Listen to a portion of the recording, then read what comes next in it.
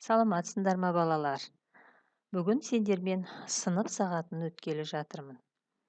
Сабағымыздың тақырыбы мен қашықтықтан қалай оқимын және вирустық аурулардан қалай сақтануға болады.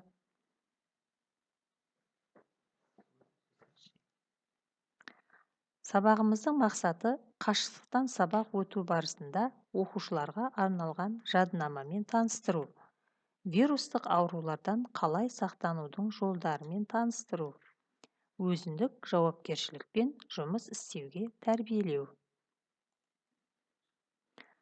Оқушылар, қазіргі таңда індетке байланысты біздің сабағымыз қашықтықтан жүргізілейін деп жатыр.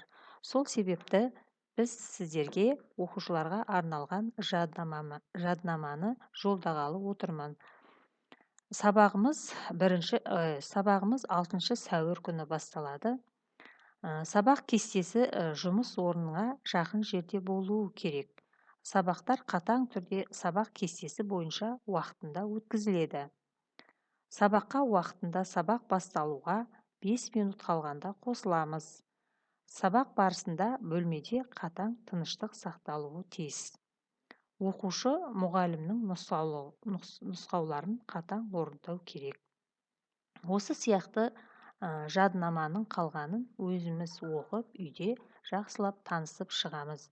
Және мұқият осы жадынама арқылы қашықтықтан оқытуға қатысатын болатын болсақ, онда біз Құдай қаласа індетті жеңіп, қайтадан мектеп қабырғасында қауышуға үлес қосқан болар едік.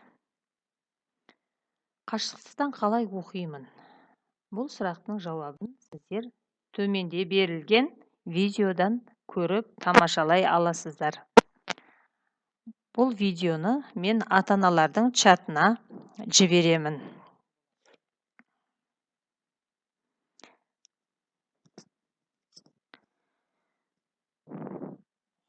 Келесі видеомыз вирустық аурулардан сақтанудың жолдары. Бұл видеоны да мен сіздердің чаттарыңызға тастайтын боламын.